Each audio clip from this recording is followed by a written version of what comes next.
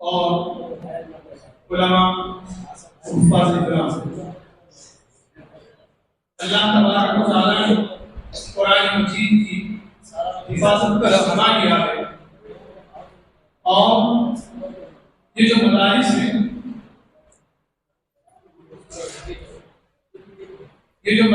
ہیں، یہ اللہ رب العزت کے حفاظت قرآن کا ایک ذریعہ ہے۔ اللہ تبارک و تعالیٰ نے مکاتب دینیہ اور مدارس اسلامیہ کو قرآن مجید کی حفاظت کا ذریعہ بنایا ہے۔ اللہ تبارک و تعالیٰ نے ان کے ذریعے سے قرآن مجید کی حفاظت، دین شرع مدین کی حفاظت کا ایک ذریعہ بنا کر یہ جو نونہالان طلبہ ہیں، یہ معصوم چھوٹے چھوٹے بچے ہیں، یہ آج کے چھوٹے چھوٹے نونہال بچے جن کی معصومیت عیاں ہے، یہی وہ معصوم بچے ہیں جو عنقریب مستقبل میں اس دین شرع مدین کے محافظ اور اس کے نگہبان بنیں۔ حضرت مولانا علی میاں صاحب رحمۃ اللہ علیہ فرمایا کرتے تھے کہ مدارس میں طلبہ کا آنا یہ نہ ان کے والدین کا کوئی کمال ہے، نہ طلبہ کا کوئی کمال ہے، بلکہ اللہ کا انتخاب۔ اللہ نے جس بچے کو دین اسلام کی حفاظت کے لیے منتخب کر دیا، اللہ تبارک و تعالیٰ نے اس کے دل کو مدرسے کی طرف، مکتب کی طرف مائل کر دیا، اور یہ اللہ تبارک و تعالیٰ کے قرآن مجید کا اعجاز ہے اور قرآن کے معجزہ ہونے کی دلیل ہے۔ یہ قرآن جس کے بارے میں رب تعالیٰ فرماتا ہے لو انزلنا هذا القرآن على جبل لرأيته خاشعا متصدعا من خشیۃ اللہ۔ اللہ پاک فرماتے ہیں اگر ہم اس قرآن مجید کو کسی پہاڑ پر نازل کریں تو اس قرآن مجید کی خشیت سے، اس کی ہیبت سے وہ پہاڑ بھیزا پھر اللہ پاک فرماتے ہیں کہ ہم نے اس امانت کو، حفاظت دین کی امانت کو، قرآن مجید کو ہم نے دوسرے مخلوقات پر پیش کیا، انسان کے سامنے پیش کرنے سے پہلے۔ اِنَّا عَرَضْنَا الْأَمَانَةَ عَلَى السَّمَاوَاتِ وَالْأَرْضِ وَالْجِبَالِ، کہ ہم نے اس قرآن مجید کو پیش کیا آسمانوں پر۔ ہم دیکھتے ہیں کتنے بڑے آسمان ہیں، اتنا بڑا پھیلا ہوا آسمان جس کے اندر ستارے ہیں، سیارے ہیں۔ ہم جس زمین پر رہتے ہیں، زمین اتنی بڑی ہے، اس سے 13 لاکھ گنا بڑا سورج ہے، اور پتہ نہیں ایسے کتنے لاکھوں کروڑوں اربوں کھربوں جن کی کوئی تعداد نہیں ہے ستارے سیارے آسمان میں سمائے ہوئے ہیں۔ اور یہ ایک آسمان نہیں ہے بلکہ 7 آسمان کی پرت ہے جو اللہ تبارک و تعالیٰ نے بچھائی ہوئی ہے۔ اللہ پاک فرماتے ہیں ان بڑے بڑے آسمانوں پر ہم نے اس قرآن مجید کو پیش کیا کہ اس کو قبول کرو، اس بار امانت کو قبول کرو۔ انہوں نے انکار کر دیا نہیں، انہوں نے کہا، زبان حال سے کہا کہ ہم اس کے متحمل نہیں ہیں، ہم اس کے بوجھ کو برداشت نہیں کر سکتے۔ اللہ پاک نے یہ بار امانت زمین پر پیش کیا، اتنی چوڑی چکلی زمین جو بڑے بڑے پہاڑوں، سمندروں، دریاؤں کو اپنے اندر سموئے ہوئے ہے، لاکھوں من اس کے اوپر وزن ہے، یہ اس کو سنبھالے ہوئے ہے۔ لیکن جب باری آئی امانت دین کی، جب باری آئی قرآن مجید کی، اللہ تبارک و تعالیٰ نے جب پیش کیا قرآن مجید کو اس زمین پر، کہا قبول کرو اسے، اس نے بھی انکار کیا۔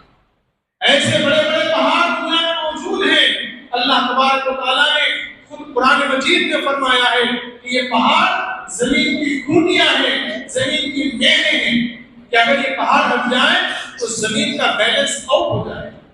تو ایسے بڑے بڑے پہاڑ ہیں، اللہ تبارک و تعالیٰ نے ان پہاڑوں پر اس قرآن مجید کو پیش کیا، کہا کہ اس قرآن مجید کو قبول کرو، انہوں نے بھی انکار کیا۔ لیکن یہ انکار کیوں تھا؟ یہ انکار اس لیے تھا فَأَبَيْنَ أَن يَحْمِلْنَهَا وَأَشْفَقْنَ مِنْهَا، اس کے بوجھ اور اس کے بار امانت کے اس بوجھ کی وجہ سے جو اس کو برداشت نہیں کر سکتے تھے. لیکن واقعی میں اللہ تبارک و تعالیٰ نے انسان کی تخلیق کی اور اس کو اشرف المخلوقات بنایا اور اس کے سینے میں ایک چھوٹا سا دل رکھا. جس بوجھ کو، جس امانت کو آسمان، زمین، پہاڑ یہ برداشت نہیں کر سکے، اس کو ننھے منھے جو چھوٹے چھوٹے بچے ہیں جن کا دل ہوتا ہی اتنا ہے، اس دل میں قرآن سما. اللہ نے قبول کر لیا انسانوں کے دلوں کو اس بار امانت کے لیے. اور اللہ تبارک و تعالیٰ فرماتے ہیں پھر ہم نے انسان کے سامنے اس امانت کو پیش کیا تو اسے قبول کر لیا. وَحَمَلَهَا الْإِنسَانُ، اللہ نے اس کے آگے بڑے محبت کے انداز میں فرمایا إِنَّهُ كَانَ ظَلُومًا جَهُولًا، بڑا نادان ہے، اپنے آپ کو ظلم کرنے والا ہے. حضرات یہ جو ننھے منھے بچے آپ کے سامنے بیٹھے ہیں، بظاہر حضرت مولانا علی میاں صاحب رحمۃ اللہ علیہ اللہ ان کے قول کو منہ سے منور کرے، ان کا ایک جملہ یاد آتا ہے جو ان کے بیانات کے اندر اکثر کہا کرتے تھے. طلباء کے اندر جب ان کا بیانات، ان کی نصیحت ہوتی تو ایک شعر پڑھا کرتے تھے علامہ اقبال رحمۃ اللہ علیہ کا، پر خود نظر کشا زتہی دامی ورد در سینے تو مہائے تمام نہاد آئی. کہ اللہ اقبال فرماتے ہیں انہوں نے تو عید کے چاند کو دیکھ کر کہا تھا، لیکن حضرت مولانا علی میاں صاحب رحمۃ اللہ علیہ فرماتے ہیں میں ان مدرسے کے نونہال طلباء کو دیکھ کر کہتا ہوں کہ اپنے طلباء کو جو علماء کو بھی یہ کہہ کر ان سے مخاطب کر کے کہتا ہوں اگرچہ تمہاری جیبوں میں کچھ نہیں ہے، پر خود نظر کشا ستہی دامنی برنج، کہ تم اگر اپنے خالی جیبوں پر، اپنے خالی دامن پر نظر کرو گے تو اس میں کچھ نظر نہیں آئے گا، لیکن ذرا غور سے دیکھو تو اس کے اندر تو ہلال عید چھپا ہوا ہے، وہ خزانہ چھپا ہوا ہے ان نونہالوں کے دلوں کے اندر کہ اللہ تبارک و تعالیٰ نے اتنے بڑی امانت کو ان کے دلوں کے اندر سمو دیا. یہ وہ نونہال بچے ہیں، ابھی تو ان کا رہنا، ان کا کھانا پینا بظاہر علماء کو، اہل علم کو، حفاظ کو لوگ بڑی حقارت کی نظر سے دیکھتے ہیں، لیکن کل قیامت کے میدان میں جب ان کا اکرام ہوگا تو لوگ اش اش کرتے رہیں گے، لوگ اش اش کرتے رہیں گے جب اللہ پاک ان علماء کا، ان حفاظ کا، ان نونہال بچوں کا جو آج اتنی بچپن کے اندر اپنے ماں باپ کی، اپنے بہن بھائیوں کی، اپنے گھر والوں کی جدائی کو برداشت کر کے مدارس کے اندر آئے ہوئے ہیں. ان کا یہاں رہنا یہ قربانی سے خالی نہیں ہے، یہ بہت بڑی قربانی ہے، بہت بڑی قربانی ہے. آدمی جماعت میں جاتا ہے 3 دن 10 دن 40 دن تو اس کے لیے گھر پہ رہنا مشکل ہو جاتا ہے، اس کے لیے باہر رہنا مشکل ہو جاتا ہے، ہم بھگوان کرتا ہے. بتائیے ان میں سے کوئی بچے 6 سال سے زیر تعلیم ہے، کوئی بچے 4 سال سے زیر تعلیم ہے، اتنے چھوٹے چھوٹے بچوں کا اپنے گھر بار چھوڑ کر یہاں پر رہنا یہ کوئی معمولی بات نہیں ہے. یہ طلباء کی قربانی ہے اور قربانی ہے ان کے اساتذہ کی جو ان کی تربیت کی خاطر ہر وقت مسلم یاد رکھتے ہیں، اپنے اوقات کی ترتیب دیتے ہیں. مدارس اسلامیہ کے اساتذہ کی تنخواہ ہوتی کتنی ہے؟ ہوتی کتنی ہے؟ اونٹ کے منہ میں سینے کے برابر. آج جن کی لاکھوں روپے تنخواہ ہے مہینے کے خرچ پر وہ قرضے کے اندر ڈوبے ہوئے ہیں، لیکن یہ اللہ پاک کا کرم ہے کہ اللہ تبارک و تعالیٰ کے قلیل اتنی کم تنخواہوں کے اندر بھی علماء کرام کی اس ساری ضروریات کو مکمل کر دیتے ہیں. یہ اللہ تبارک و تعالیٰ کی طرف سے فیصلہ ہے. لوگ تانے کشنے کرتے ہیں کہ بھائی انہوں نے یہ فراڈ کرے، انہوں نے وہ گھمائے، انہوں نے پیسے کرے. کہنا کوئی بڑی بات نہیں ہے، کہنے کو اللہ نے تمہیں زبان دی ہے، کہنے والے کہتے رہتے ہیں، طنز کرنے والے طنز کرتے رہتے ہیں، لیکن حال وہی جانتا ہے جو اس حال میں ہوتا ہے. ورنہ تنقید کرنے کے لیے ہر کوئی زبان 32 دانتوں کے اندر زبان دی اللہ نے کھول دی، بس تنقید کر دی ہے.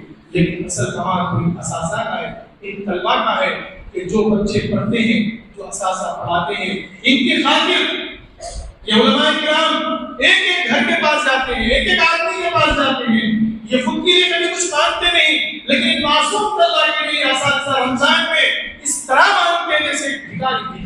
کیا ضرورت ہے؟ اگر یہ اساتذہ علماء کرام اگر دینی خدمات چھوڑ کر اگر دوسری دنیا میں کام کرنا شروع کرے تو پھر ہمارا مستقبل خطرے میں، ہمارا ایمان خطرے میں. لیکن اس کے باوجود بھی یہ اساتذہ رمضان المبارک کے مبارک مہینے میں تراویح پڑھا کر اپنی ساری ضروریات کو بالا طاق رکھ کر صبر کرتے ہیں. کبھی اس کے گھر جاتے ہیں, کبھی اس شیخ کے گھر پہ جاتے ہیں, کبھی اس سر کے گھر پہ جاتے ہیں, کبھی اس صاحب کے گھر پر جاتے ہیں. کوئی کہتا ہے اکیلی بات بناؤ, کوئی کہتا ہے اتنے کی بنانے کا اتنے بناؤ, کوئی جھڑکی دیتا ہے, کوئی پیار سے کہتا ہے, کوئی کیسا کہتا ہے, کوئی کیسا کہتا ہے.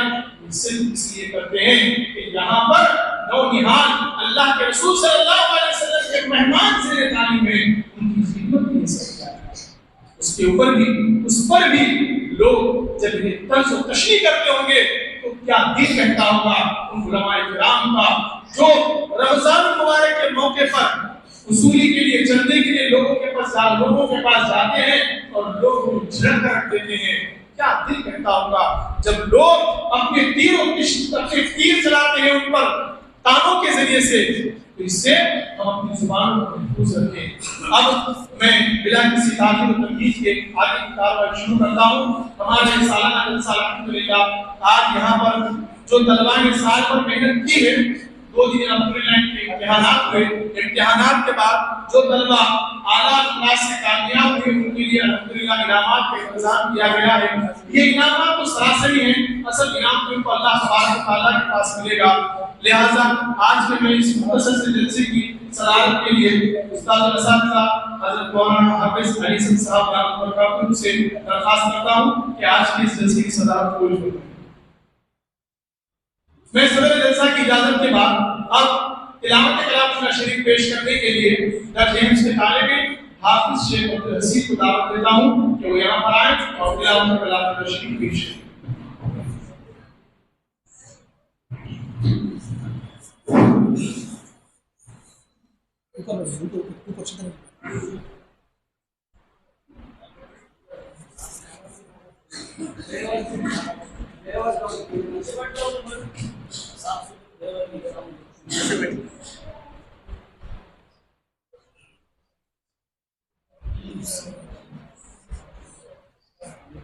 أعوذ بالله من الشيطان الرجيم.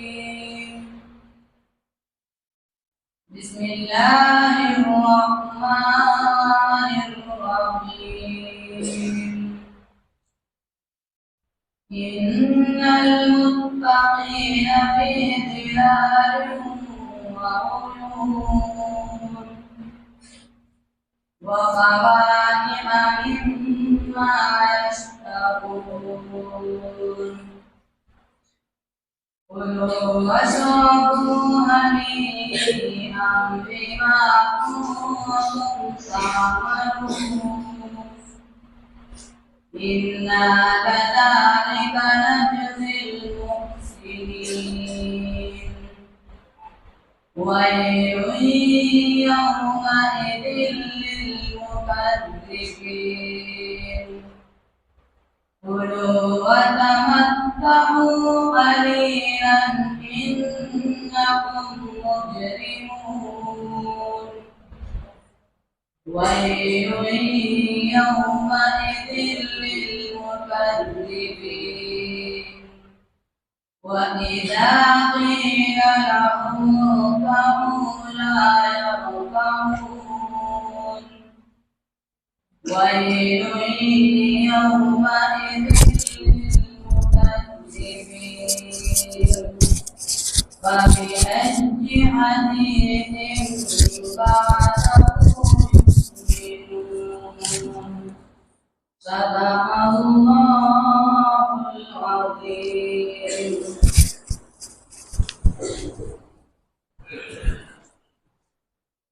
ماشاءاللہ.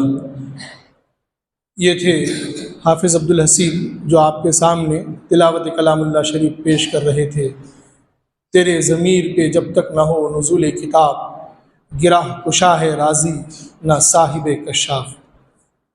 یہ عبدالحسین تھے جو اپنی مترنم آواز میں تلاوت کلام اللہ شریف پیش کر رہے تھے. اب اللہ تبارک و تعالیٰ کے کلام کی تلاوت کے بعد ضروری ہے کہ ذکر خیر الانام بھی ہو. لہٰذا میں نعت پاک کا نذرانہ پیش کرنے کے لیے مدرسہ حاضہ کے استاد حافظ چاند صاحب مدینی دامت برکاتہم سے درخواست کرتا ہوں کہ وہ نعت مبارک پیش کریں۔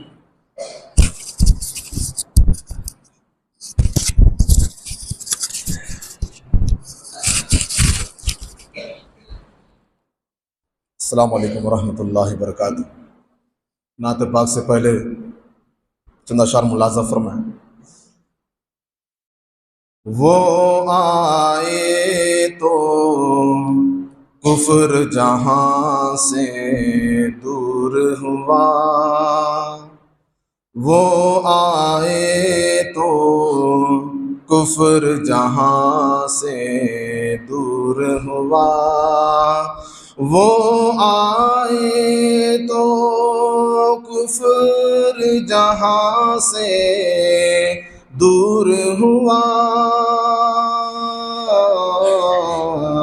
جنگل جنگل بستی بستی دور ہوا، وہ آئے تو کفر جہاں سے دور ہوا، آپ سے مل کر آپ کا جانی دشمن بھی، آپ سے مل کر آپ کا جانی دشمن بھی، سینے سے لگ جانے کو مجبور ہوا، سینے سے لگ جانے کو مجبور ہوا۔ نعت پاک سماعت فرمائیں۔ دنیا سے مصطفیٰ نے ظلمت مٹا دیے ہیں، دنیا سے مصطفیٰ نے ظلمت مٹا دیے ہیں، جس راہ گزر سے گزرے در سے وفا دیے ہیں، دنیا سے مصطفیٰ نے بو جہل کی خواہش پر سرکار دو عالم نے، بو جہل کی خواہش پر سرکار دو عالم نے بے جان کنکری کو، بے جان کنکری کو کلمہ پڑھا دیے ہیں، دنیا سے مصطفیٰ نے۔ ایک بے نظیر تھے وہ اچھے عمل دکھا کر، ایک بے نظیر تھے وہ اچھے عمل دکھا کر، جو بے خبر تھے ان کو، جو بے خبر تھے ان کو جینا سکھا دیے ہیں، دنیا سے مصطفیٰ نے جود و کرم تو دیکھو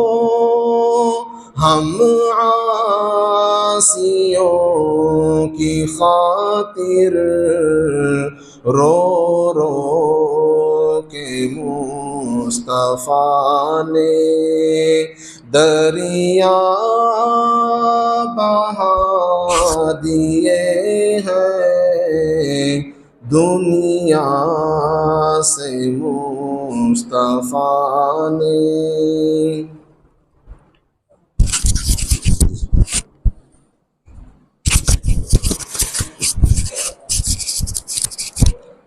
ماشاء اللہ، یہ تھے حافظ چاند صاحب جو اپنی مسحور کن آواز سے مجموعے کی فضا کو مسحور کر رہے تھے۔ حافظ صاحب نعت پڑھ رہے تھے اور میرے ذہن میں مرحوم راحت اندوری کا ایک شعر آ رہا تھا، زمزم و کوثر و تسنیم نہیں لکھ سکتا، زمزم و کوثر و تسنیم نہیں لکھ سکتا، یا نبی آپ کی تعظیم نہیں لکھ سکتا، میں اگر 7 سمندر نچوڑوں راحت، میں اگر 7 سمندر نچوڑوں راحت تو آپ کے نام کی ایک میم نہیں لکھ سکتا۔ یہ تھے حافظ چاند صاحب جو آپ کو نعت پاک کا نذرانہ نعت پاک سنا رہے تھے۔ اب بلا کسی تاخیر و تمہید کے ہم یہاں پر انعامات کا سلسلہ شروع کریں گے، لہٰذا میں سب سے پہلے انعامات کے لیے ان طلباء کرام کو مدعو کروں گا جو طلباء اپنی تعلیم کے ساتھ ساتھ الحمدللہ جن کا تعلیم میں بھی گراف بہت عمدہ ہے اور تعلیم کے ساتھ ساتھ مدرسے کی تزئین کے لیے، مدرسے کو زیب و زینت بخشنے کے لیے ہر وقت کوشاں رہتے، الحمدللہ سارے طلباء ہی اس بات کی کوشش کرتے کہ ہمارا مدرسہ بہتر سے بہتر دکھے، لیکن کچھ طلباء ہیں جو خاص طور سے مدرسے کے ہر کام میں اپنا تعاون پیش کرتے ہیں۔ میں ان طلباء کا نام لوں گا، وہ ایک ایک سے آئیں گے۔ اس میں میں حافظ چاند صاحب اور مولانا ایاز صاحب سے درخواست کرتا ہوں کہ انعامات کی تقسیم میں میری مدد کریں۔ اب میں طلباء کو پکار رہا ہوں، وہ ایک ایک سے یہاں پر آئیں۔ فیضان ابن فیروز، فیضان ابن فیروز وہ یہاں پر آئیں اور حافظ نصیر صاحب کے ہاتھوں اپنا انعام حاصل کریں۔ ان طلباء کو میڈل دیا جا رہا ہے، تمغہ دیا جا رہا ہے، آئیں۔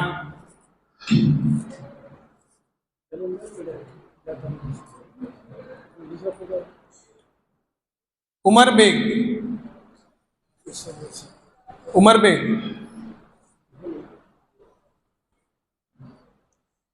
میں حافظ سرور صاحب سے درخواست کروں گا کہ وہ اس طالب علم کو اپنے ہاتھ سے میڈل سے نوازیں۔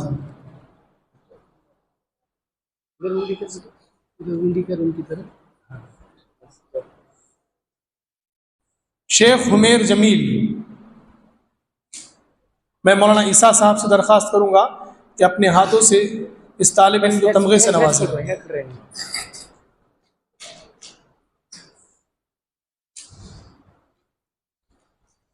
شعیب ابن حافظ سرور، میں حافظ آصف صاحب سے درخواست کروں گا کہ اپنے ہاتھوں سے اس طالب علم کو تمغے سے نوازیں۔ سعد حضور، میں حافظ چاند صاحب سے درخواست کروں گا کہ وہ اس طالب علم کو اپنے ہاتھوں سے انعام سے نوازیں۔ انس باغبان، میں مولانا صادق صاحب سے درخواست کروں گا کہ اس طالب علم کو اپنے ہاتھوں سے انعام سے نوازیں۔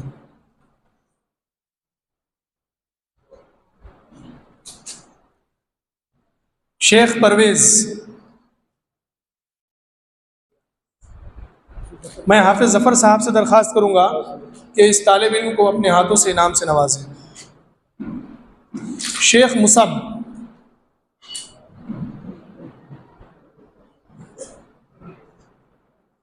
میں حافظ شاکر صاحب سے درخواست کروں گا کہ اس طالب علم کو اپنے ہاتھوں سے انعام سے نوازیں۔ رسول خان الحمدللہ یہ طالب علم بڑی ہی فکر مندی کے ساتھ پورے مدرسے کے اندر پانی کا انتظام سنبھالے ہوئے ہے۔ میں حافظ علی حسن صاحب سے درخواست کروں گا کہ اپنے ہاتھوں سے اس طالب علم کو انعام سے نوازیں۔ پانی کہیں کم ہونے دیتے ہیں کہ خاص کر اب ان کے بعد تمیم خان، یہ طالب علم کی خاصیت ہے، جب مدرسے میں کوئی نہیں ہوتا، بچے چھٹیوں پر چلے جاتے ہیں، یہ طالب علم الحمدللہ پورے مسجد کی نگرانی، صفائی ستھرائی کا بڑی اہتمام کے ساتھ اہتمام کرتے ہیں۔ میں مولانا تیمور صاحب سے درخواست کروں گا کہ اس طالب علم کو اپنے ہاتھوں سے انعام سے نوازیں۔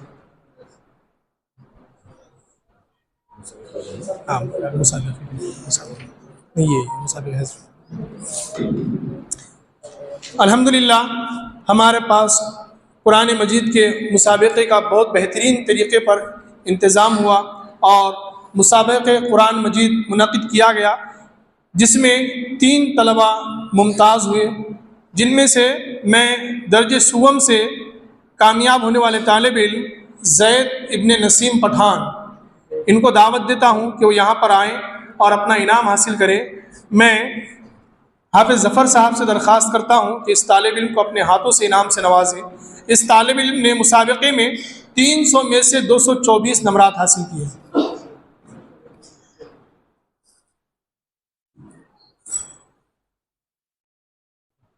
درجہ دوم سے مسابقہ قرآن میں کامیابی حاصل کرنے والے طالب علم ہیں شیخ عبدالحسیب ابن مجیب،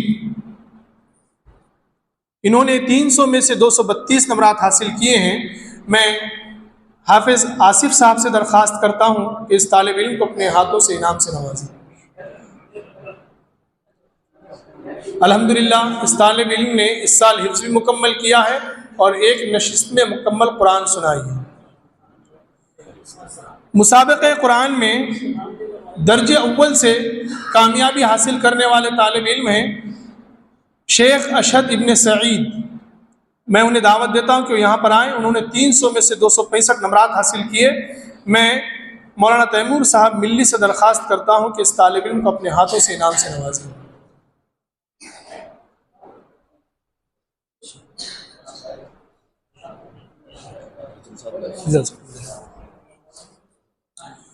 اب جو امتحانات ہوئے، امتحانات کے اندر الحمدللہ بلا کسی تعریف اور بلا کسی مبالغے کی یہ بات کہی جاتی ہے کہ الحمدللہ طلباء کا امتحان بہت بہترین رہا۔ رابطہ مدارس دینیہ کی طرف سے ممتحنین حضرات آئے اور انہوں نے یہاں پر امتحانات لیے اور اپنی کیفیات بھی یہاں پر درج کی، اور امتحانات انہوں نے بڑی سختی کے ساتھ اور بڑے بہترین طریقے پر لیے انہوں نے۔ تو ان امتحانات کے اندر جو طلباء فائق ہوئے ہیں ان طلباء کو انعام دیا جائے گا۔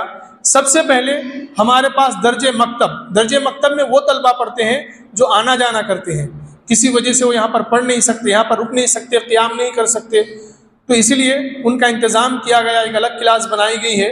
تو درجہ مکتب میں 3 طلباء ہیں جنہوں نے اول، دوم، سوم نمرات حاصل کیے، لہٰذا میں مکتب کے درجے سے درجہ سوم حاصل کرنے والے طالب علم سید عبد الرحمن ابن عبد الرزاق کو دعوت دیتا ہوں کہ وہ یہاں پر آئیں اور مولانا عیسیٰ صاحب کے ہاتھوں اپنا انعام حاصل کریں۔ اس طالب علم نے 200 میں سے 173 نمرات حاصل کیے، 87% ان کا نتیجہ رہا۔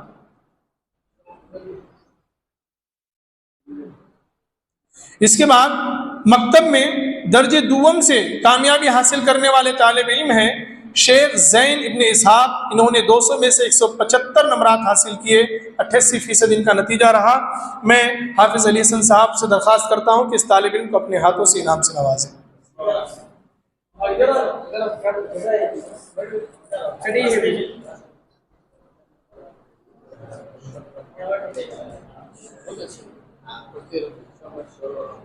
درجہ اول سے کامیابی حاصل کرنے والے طالب علم ہیں شیخ زید ابن عبد الرحیم کچی، انہوں نے 200 میں سے 176 نمرات حاصل کیے، ان کا 88% نتیجہ ہے۔ زید ابن عبد الرحیم طبیعت خراب ہونے کی وجہ سے نہیں آ سکے، ان کا انعام انشاءاللہ انہیں بعد میں دیا جائے گا۔ درجہ دینیات اول دینیات اول سے درجے سوم سے کامیابی حاصل کرنے والے طالب علم ہیں شیخ کاشف ابن عبدالستار، وہ یہاں پر آئیں اور مولانا صادق صاحب کے ہاتھوں اپنا انعام حاصل کریں۔ انہوں نے 400 میں سے 357 نمبرات حاصل کیے۔ درجے دوم سے کامیابی حاصل کرنے والے طالب علم ہیں شیخ صادق ابن سید، انہوں نے 400 میں سے 359 نمبرات حاصل کیے۔ میں حافظ چاند صاحب سے درخواست کرتا ہوں کہ اس طالب علم کو اپنے ہاتھوں سے انعام سے نوازیں۔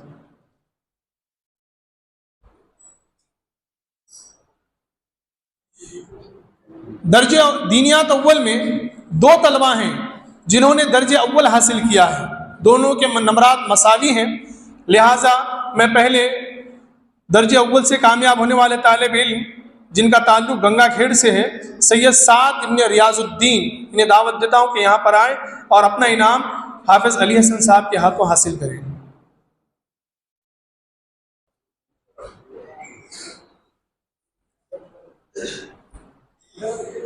درجہ اول حاصل کرنے والے دوسرے طالب علم شیخ ارسلان ابن فردوس، انہیں دعوت دیتا ہوں کہ یہاں پر آئیں اور حافظ ظفر صاحب کے ہاتھوں اپنا انعام حاصل کریں۔ شیخ ارسلان ابن فردوس، انہوں نے 400 میں سے 361 نمبرات حاصل کیے، دونوں طلبہ نے۔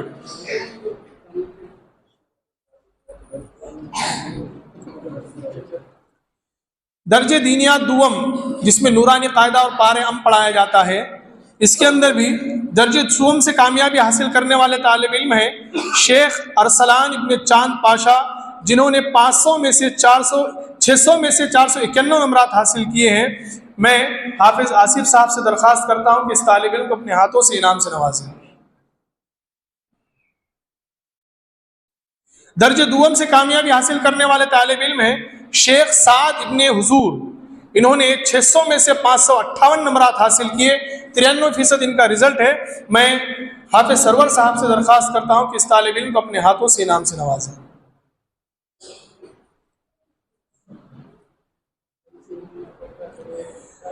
دینیات دوم میں درجہ اول سے کامیاب ہونے والے طالب علم ہیں فیاض ابن کلیم، انہوں نے 600 میں سے 572 نمبرات حاصل کیے، 95% ان کا نتیجہ ہے۔ میں مولانا تیمور صاحب ملی سے درخواست کرتا ہوں کہ اس طالب علم کو اپنے ہاتھوں سے انعام سے نوازیں۔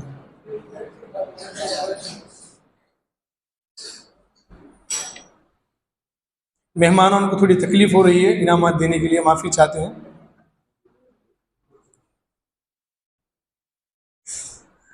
اب ناظرہ کی جو کلاس ہے درجہ ناظرہ، اس میں 3 طلبہ کامیاب ہوئے، الحمدللہ تمام طلبہ کامیاب ہوئے، لیکن جو فائق اور ممتاز طلبہ تھے 3 ہیں وہ، تو درجہ سوم سے کامیابی حاصل کرنے والے طالب علم شیخ مفیض ابن شیخ معین، انہوں نے 500 میں سے 443 نمبر حاصل کیے اور 99% ان کا رزلٹ ہے۔ میں حافظ علی حسن صاحب سے درخواست کرتا ہوں کہ اس طالب علم کو اپنے ہاتھوں سے انعام سے نوازیں، وہیں سے انعام سے نوازیں۔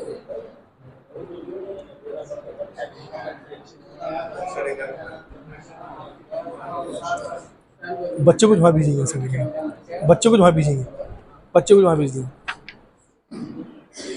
اب ان کے بعد ناظرہ میں درجہ دوم سے کامیابی حاصل کرنے والے طالب علم شیخ عبدالہادی ابن شیخ مجیب، انہوں نے 500 میں سے 458 نمبرات حاصل کیے، 92% ان کا نتیجہ ہے۔ میں مولانا عیسیٰ صاحب سے درخواست کرتا ہوں کہ اس طالب علم کو اپنے ہاتھوں سے انعام سے نوازیں۔ بچوں ہو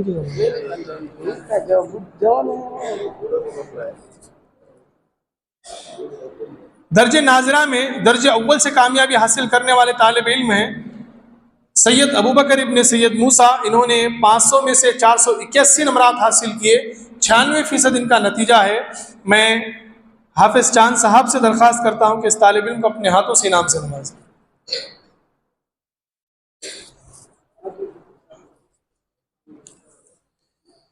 درجہ حفظ، اس میں بھی 3 طلبہ الحمدللہ ممتاز اور فائق رہے۔ درجہ حفظ میں درجہ سوم سے کامیابی حاصل کرنے والے طالب علم عمران ابن محمد پٹھان، جن کا تعلق بیلمبا سے ہے، میں انہیں درخواست کرتا ہوں کہ یہاں پر آئیں۔ انہوں نے 200 میں سے 186 نمبرات حاصل کیے، 93% ان کا رزلٹ ہے۔ میں حافظ مولانا صادق صاحب سے درخواست کرتا ہوں کہ اس طالب علم کو اپنے ہاتھوں سے انعام سے نوازیں. یہ طالب علم ہمارے پلی کے قریبی دیہات بیلمبے سے رہنے والے، بیلمبے سے ان کا تعلق ہے. الحمدللہ یہ طالب علم 2 بھائی ہیں. یہ اپنے طبیعت کے اعتبار سے بڑے ہی شریف ہیں، پابند ہیں ہر اعتبار سے الحمدللہ. مدرسے کے تمام اساتذہ کے فرما بردار اور بہت ہی لائق فائق طالب علم ہے. اللہ انہیں مزید ترقی عطا فرمائے. درجہ حفظ کے اندر درجہ دوم سے کامیابی حاصل کرنے والے طالب علم ہیں رضوان ابن حاجی قریشی.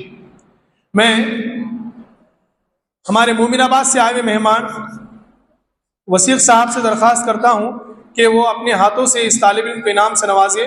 200 میں سے 190 نمبرات حاصل کیے، 95% ان کا نتیجہ رہا.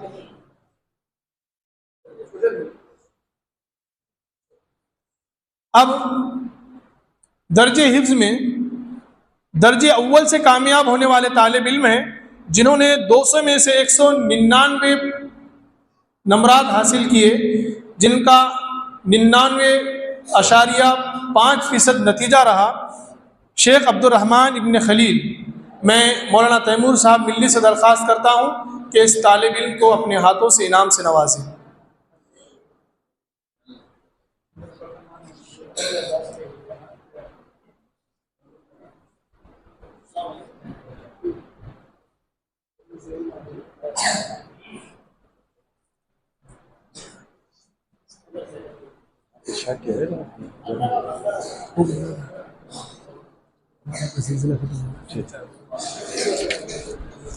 اب وہ خوش نصیب طلبہ جنہوں نے اس سال دارالعلوم پرلی سے حفظ قرآن مکمل کیا اور اس پر بھی کمال یہ کہ ان 2 طلبہ نے الحمدللہ ایک نشست میں مکمل قرآن مجید سنایا ہے. حافظ ریحان ابن شمس الدین اور دوسرے ہیں حافظ عبد الحسیب ابن مجیب. ان 2 طلبہ کو بھی یہاں پر تمغے سے نوازا جائے گا. میں حافظ علی حسن صاحب سے درخواست کرتا ہوں کہ وہ حافظ ریحان کو اپنے ہاتھوں سے انعام سے نوازیں. ادھر سے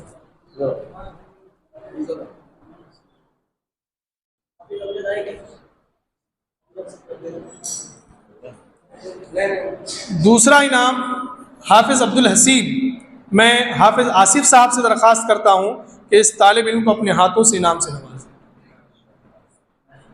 دعا فرمائیے کہ اللہ تبارک و تعالیٰ ان دونوں طالب علموں کو اور جتنے بھی طلبہ دارالعلوم سے حفظ مکمل کر چکے ہیں ان تمام کو تادم زیست قرآن پاک یاد رکھنے کی توفیق عطا فرمائے اور ان کے والدین اور اساتذہ کی اور تمام امت مسلمہ کی نجات کا ذریعہ بنائے. اب اس کے بعد وہ طالب علم جس نے پورے سال بھر میں صرف 4 دن غیر حاضری کی، وہ بھی اپنی بیماری کی وجہ سے. طالب علم بہت زیادہ بیمار تھا، اس وجہ سے صرف 4 دن ان کی غیر حاضری ہوئی. الحمدللہ اس سال مدرسے میں جو ایام تعلیم ہوئے 240 دن حاضری ہوئی، 240 دن سبق ہوا. تو ان 240 دنوں میں سے 236 دن وہ طالب علم حاضر رہا اور 4 دن بھی جو غیر حاضر تھا وہ بھی مدرسے سے طالب علم کو چھٹی دینا پڑی کہ طبیعت تمہاری بہت خراب ہے، گھر جاؤ. وہ بچہ جانے کے لیے بھی تیار نہیں تھا. اس طالب علم کو یہاں پر انعام دیا جائے گا. میں اس طالب علم کا نام پکارتا ہوں، شیخ عبد الرحمن ابن خلیل انعامدار. یہ طالب علم آئے اور مومن آباد سے آئے ہوئے ہمارے مہمان مولانا عبد الغفار صاحب، ان کے ہاتھوں اپنا انعام حاصل کرے. اس طالب علم نے سال بھر میں صرف 4 دن چھٹی کی ہے بس.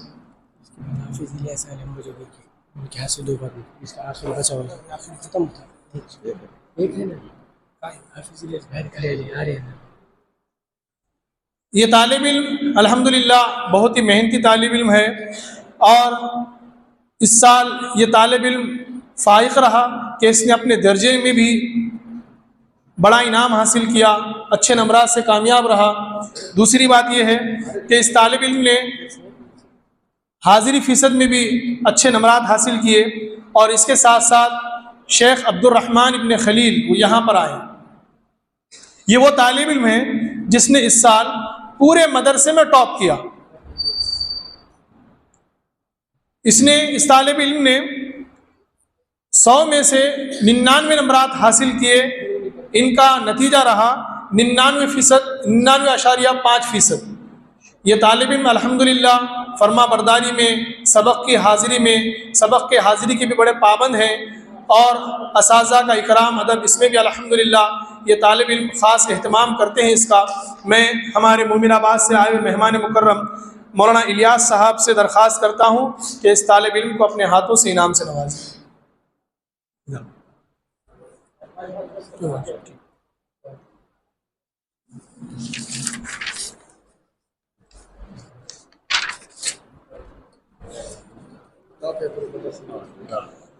یہ طالب علم پورے مدرسے کے اندر ٹاپ ہے.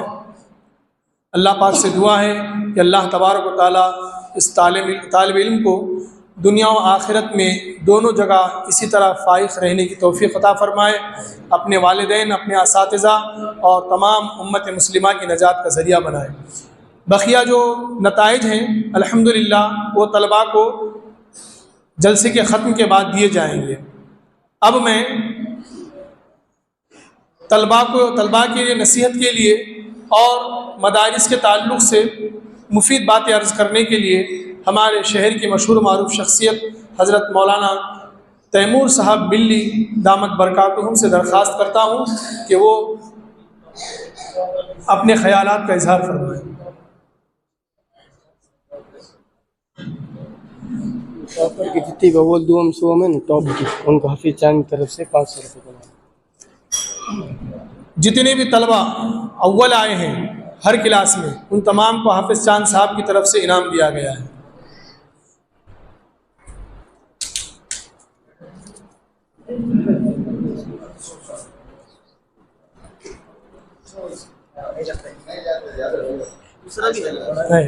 ادھر کرسی لو نا تھوڑی.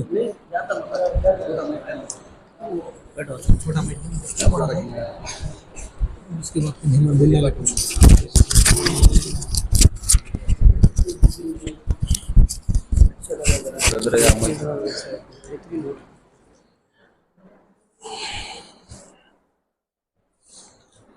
الحمد لله وحده والصلاة والسلام على من لا نبي بعده أما بعد قال النبي صلى الله عليه وسلم خيركم من تعلم القرآن وعلمه أو كما قال عليه الصلاة والسلام. صدر جلسہ اور معزز علماء کرام اور سامعین عظام اور عزیز طلبہ،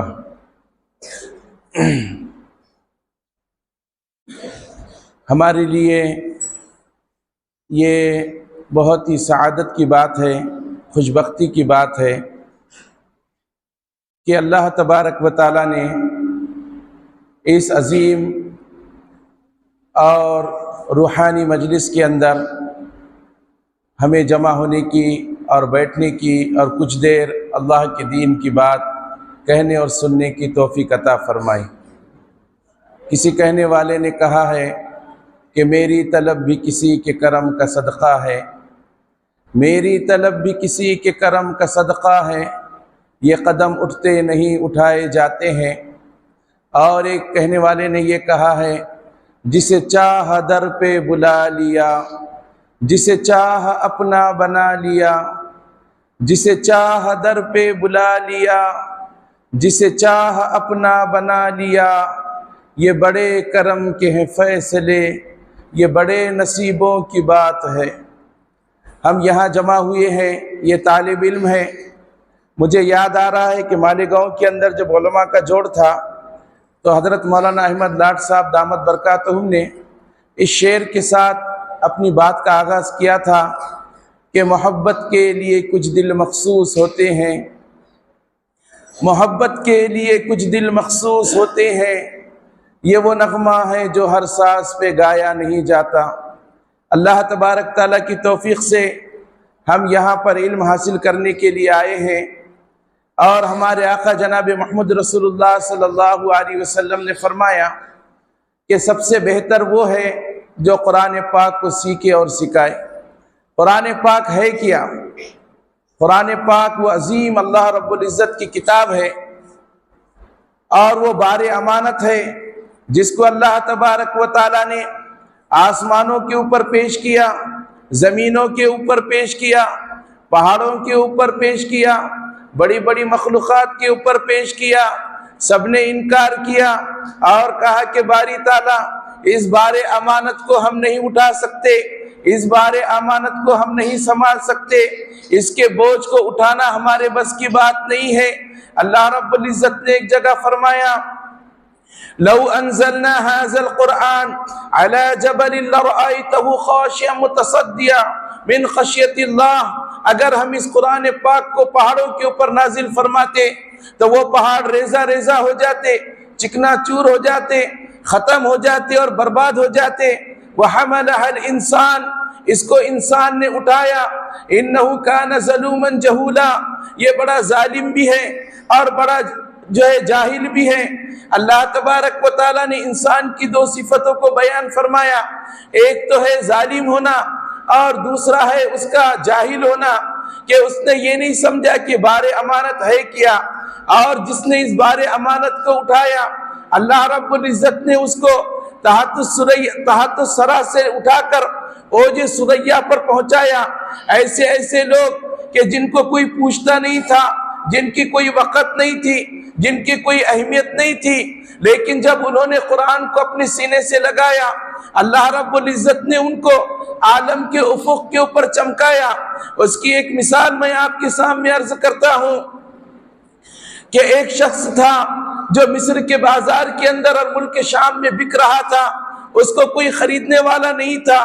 ایک چھوٹا سا بچہ تھا جو کالا اور کلوٹا تھا اور حبشی تھا، اس کی آنکھیں باریک باریک تھی، اس کے ہونٹ بڑے بڑے تھے، دکھنے کے اعتبار سے اس کی کوئی جو ہے تو شکل و صورت نہیں تھی، کوئی خریدنے والا اس کو نہیں تھا۔ اس کے ظالم آقا نے یہ کیا کہ اس کو اس کی ماں سے جدا کر دیا۔ ماں ایک طرف کھڑی ہوئی ہے، باپ ایک طرف کھڑا ہوا ہے، بچہ ایک طرف کھڑا ہوا ہے، اور بچہ ماں کو پکار رہا ہے کہ اور جو ہے تو اپنے باپ کو پکار رہا ہے، لیکن کوئی اس کو خریدنے والا نہیں ہے۔ ایک شخص کو رحم آیا، اس نے اس کو خریدا اور خرید کر لے کر آیا۔ لانے کے بعد وہ مدینہ کا رہنے والا آدمی تھا، وہاں پر جو ہے تو وہ بچے کو لے کر آیا اور اس نے سوچا کہ یہ بچہ کیا ہے، اونے پونے دام میں ملا ہے، اس کی کیا اہمیت ہے، چلو اس کو میں فروخت کرتا ہوں۔ اس کو جو ہے تو فروخت کرنے کے لیے نکالا۔ وہ غلام بچہ اور چھوٹا سا بچہ جب بازار کے اندر کھڑا ہوا تو کوئی اس کو لینے والا نہیں تھا، اس لیے کہ وہ شکل و صورت کے اعتبار سے کوئی جو ہے تو خوبصورت بچہ نہیں تھا اور نہ جسم کے اعتبار سے کوئی طاقتور بچہ تھا۔ تو اس کے مالک نے یہ کیا کہ اس کو دھوپ میں کھڑا کیا تاکہ جو ہے تو پسینے سے شرابور ہو اور کسی کو اس کے اوپر رحم آ جائے، اور وہ کہہ رہا تھا کہ بھائی اس غلام کو لے لو، جو قیمت تم لگاؤ گے اس قیمت کے اندر میں اس بچے کو بیچ دوں گا۔ ایک عورت وہاں سے گزر رہی تھی جس کا نام سلمہ تھا، اس نے اس بچے کو خریدا، اس کو رحم آیا اور خریدا، اور خریدنے کے بعد اپنے ساتھ رکھا۔ جب اس کی شادی ہوئی مکہ کے ایک شخص کے ساتھ جس کا نام حذیفہ تھا، تو وہ بچہ بھی اس سلمہ خاتون کے ساتھ مکہ المکرمہ کے اندر پہنچا۔ وہاں پر اسلام کا بول بالا تھا اور رسول اللہ صلی اللہ علیہ وسلم نے نبوت کا اعلان کیا تھا۔ وہاں پر وہ بچہ ساتھ میں رہنے لگا، تو حذیفہ بھی جو ہے حضرت عثمان رضی اللہ تعالیٰ عنہ کی دعوت کے اوپر ایمان لے آئے، اور وہ بچہ بھی حضرت حذیفہ کے ساتھ رہنے لگا۔ رسول اللہ صلی اللہ علیہ وسلم کی خدمت میں جاتا آتا تھا۔ ایک دن ہوا رسول اللہ صلی اللہ علیہ وسلم نے فرمایا لوگوں مدینہ کی طرف ہجرت کرو۔ لوگوں نے مدینہ کی ہجرت کی، حضرت حذیفہ نے بھی ہجرت کی اور حضرت سلمہ نے بھی ہجرت کی، اور وہ بچہ بھی ان کے ساتھ مدینہ المنورہ پہنچا۔ مدینہ پہنچنے کے بعد رسول اللہ صلی اللہ علیہ وسلم کا دوسرا حکم آیا کہ لوگوں جماعت کی نماز کرو، اب جماعت کے ساتھ نماز پڑھو۔ پھر رسول اللہ صلی اللہ علیہ وسلم نے یہ بھی حکم فرمایا کہ تمہارا امام وہ شخص بنے کہ جس کو قرآن پاک سب سے زیادہ یاد ہو۔ اب لوگوں نے آپس کے اندر جائزہ لیا کہ سب سے زیادہ قرآن پاک کس کو یاد ہے، تو پتہ یہ چلا کہ وہ بچہ جو حضرت حذیفہ اور حضرت سلمہ کا غلام تھا، جس کو سالم کہا جاتا تھا، سالم مولا حذیفہ، اس کو سب سے زیادہ قرآن پاک جو ہے تو یاد تھا۔ حضرت عمر فاروق رضی اللہ تعالیٰ عنہ جیسے جلیل القدر صحابی اور دیگر صحابہ اس بچے کے پیچھے نماز پڑھتے تھے۔ وہ بچہ سب سے زیادہ قرآن پاک کو یاد کیا ہوا تھا۔ ایک دور تھا کہ شام کے بازار میں بک نہیں رہا تھا، پھر مدینہ کے بازار میں نہیں بکا، اور مکہ کے اندر جس کی کوئی وقت نہیں تھی، لیکن قرآن پاک نے اس کو وہ مقام عطا فرمایا کہ بڑے بڑے صحابہ کرام اس بچے کے پیچھے نماز پڑھا کرتے تھے۔ دنیا میں ملتے ہیں عالموں کو بڑے مرتبے، جاہل رہتے ہیں دنیا میں اکثر دبے دبے۔ اللہ تبارک و تعالیٰ نے یہ مقام عطا فرمایا قرآن کی بدولت میں۔ اب آگے سنو، ایک دن ایسا آیا کہ حضرت عمر فاروق رضی اللہ تعالیٰ عنہ خلیفہ بنائے گئے، اور جب ان کے انتقال کا وقت آیا تو اپنے بیٹے سے کہا، عبداللہ سے، کہ بیٹے مجھے زمین پر لٹا دو۔ زمین پر لٹایا، اور حضرت عمر رضی اللہ تعالیٰ عنہ کہہ رہے تھے، کاش کاش کاش۔ لوگوں نے پوچھا کیا بات ہے، آپ کی کیا خواہش ہے، آپ کیوں اتنا جو ہے تو تڑپ رہے ہیں؟ تو حضرت عمر فاروق رضی اللہ تعالیٰ نے فرمایا کہ اگر آج وہ بچہ جس کا نام سالم تھا، مولا حذیفہ، اگر زندہ ہوتا تو میرے بعد خلیفۃ المسلمین اور امیر المومنین اس بچے کو میں بنا کر جاتا۔ بولو سبحان اللہ۔ بولو یہ مقام کیسے ملا؟ قرآن کی بدولت ہے۔ قرآن نے ایسا مقام عطا فرمایا کہ جو ہے حضرت عمر فاروق خواہش کر رہے ہیں کہ میرے بعد اگر خلافت کا کوئی اہل ہوتا تو وہ جو ہے تو سالم مولا حذیفہ ہوتا۔ میرے بھائیوں، یہ قرآن پاک ہے جو انسانوں کو قصر مذلت سے نکال کر ترقی کی اور جو ہے تو کامیابیوں کی منزلوں پر پہنچانے کے لیے نازل ہوا تھا۔ لیکن بڑا افسوس کا مقام ہے کہ آج ہم نے اس کی اہمیت کو نہیں سمجھا۔ ہم یہ سمجھ رہے ہیں کہ یہ مدارس بیکار کے مدارس ہیں، اور یہ جو ہے علماء بیکار کے علماء کرام ہیں۔ صاف سمجھ لو، اگر علماء کرام دنیا کمانے پر آ جائے اور دنیا کی طرح جو ہے اور لوگوں کی طرح کام کرنے لگ جائے تو جو ہے تو کسی سے پیچھے نہیں رہیں گے۔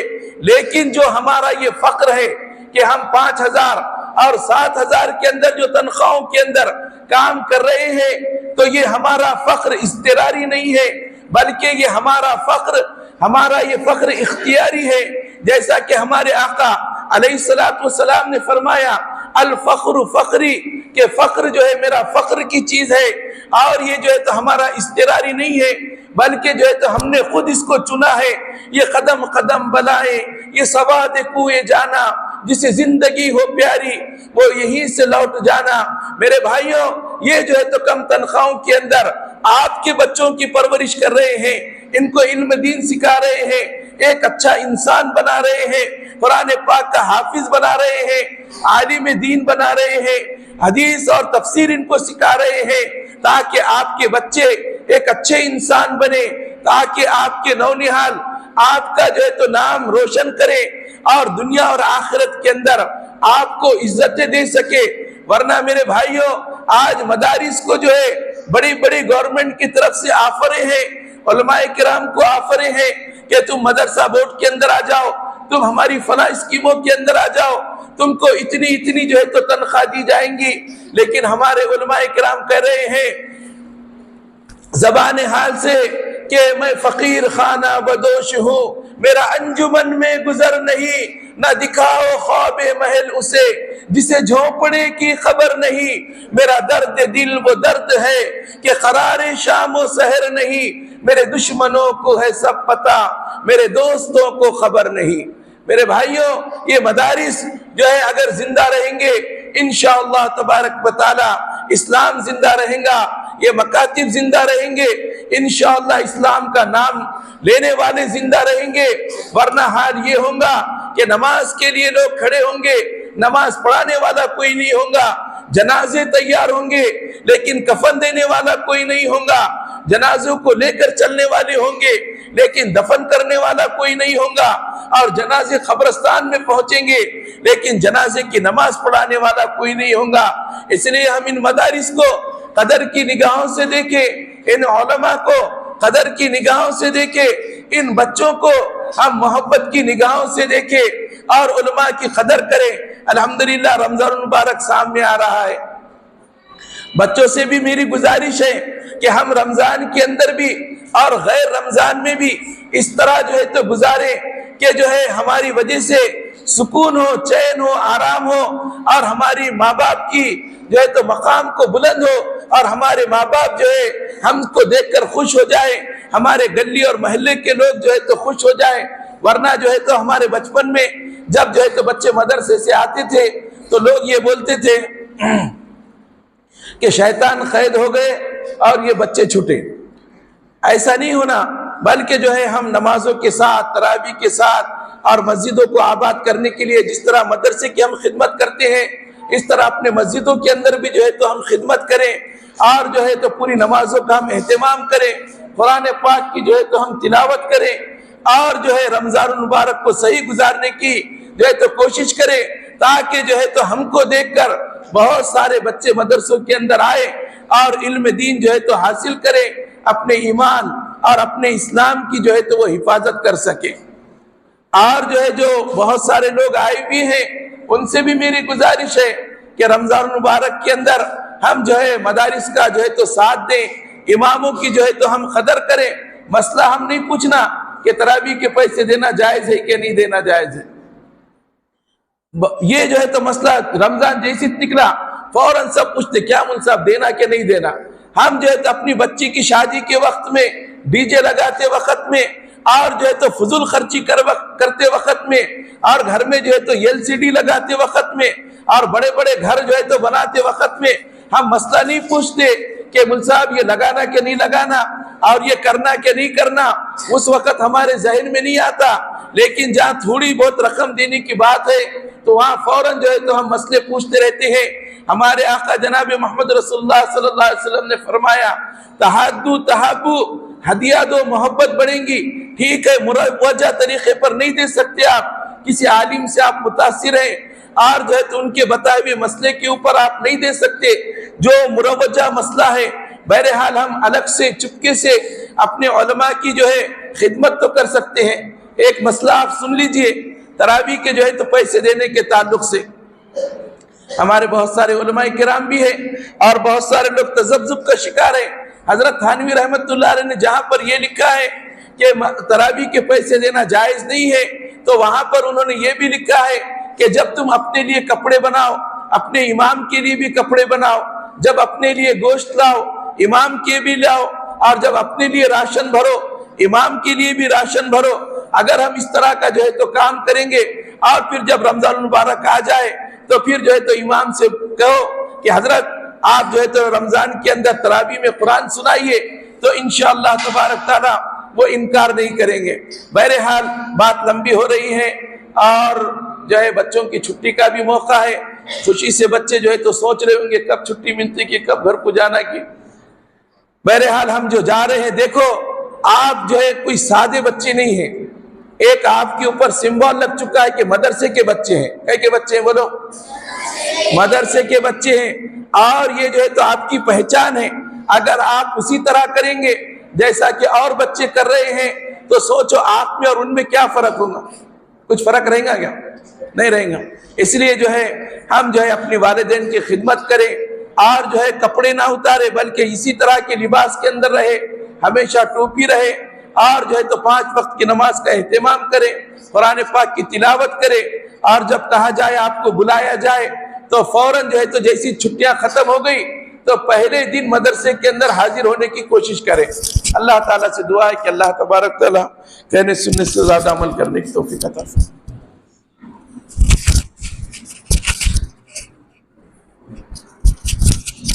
یہ تھے مولانا تیمور صاحب ملی جو اپنے خیالات کا اظہار فرما رہے تھے۔ اب میں مومن آباد سے تشریف لائے ہوئے ہمارے مہمان مکرم مولانا الیاس صاحب دامت برکاتہم سے درخواست کرتا ہوں کہ وہ بھی اپنے